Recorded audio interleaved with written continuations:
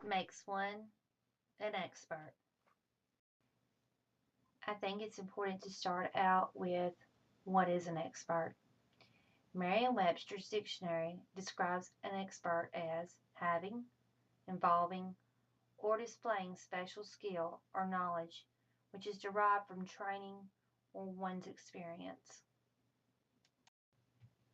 Next, I think it's important to examine what is a novice. A novice is a person that is new to a field or an activity, otherwise known simply as a beginner. Now let's go back and talk about the expert a little. An expert is a person who has a high degree of understanding, skill, and knowledge in a particular subject item. Experts are able to see patterns and problems and information that others would not normally be able to see or find. They are able to quickly identify with solutions to these problems.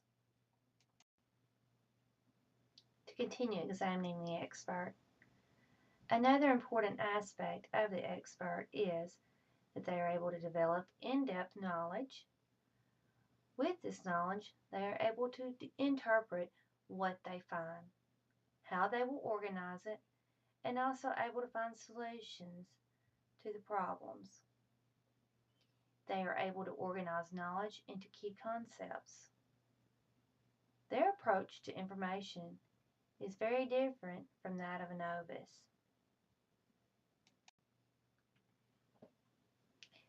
Experts are able to acquire a deep understanding and also acquire a great deal of information concerning what field they are studying. Experts are also able to recognize patterns and features that are not noticeable to others. Experts' knowledge concerning their field of study is limited to that field of study and the circumstances that are set inside it. The experts are also able to retrieve information from their memories with ease. One fallback that goes with the field of being an expert is that it does not necessarily mean that one can teach what they have learned. Many times, experts fall short in this simply because they do not remember or have a hard time remembering how they started and how difficult it was to learn then. Experts have to make sure that they remain flexible in their thinking and learn to adapt or change when it is needed. Experts spend many hours each day studying in their field and also practicing day in and day out. They also look for ways of improving what they already know. This gives them a great quantity or quality of practicing and studying in order to achieve an expert status. Experts know when they need to apply their knowledge and even when it is useful. Through study and experience, the expert is able to build connections between concepts, principles, and even knowledge. Now, I think it's important that we spend some time on the novice. Novices have a minimum amount of knowledge on a subject, or sometimes even none at all. Novices have a limited amount of information. Their schemas will not allow them to access the most important sensory information, and also their mental abilities will not allow them to effectively discriminate what information that they have already learned or what information they have read or seen. Novices also lack in the ability to acquire learned information quickly. The reason for this is that the novice has very few mental paths for reaching the needed information. So we better put on our thinking cap.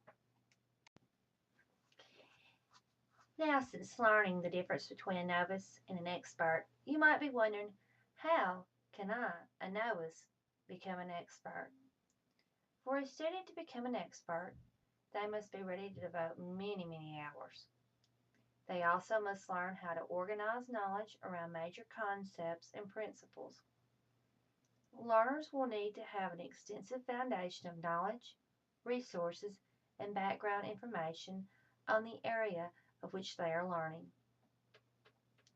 Learners must develop a level of understanding concerning the topic and be able to recognize the key concepts for the topic or the field they are learning.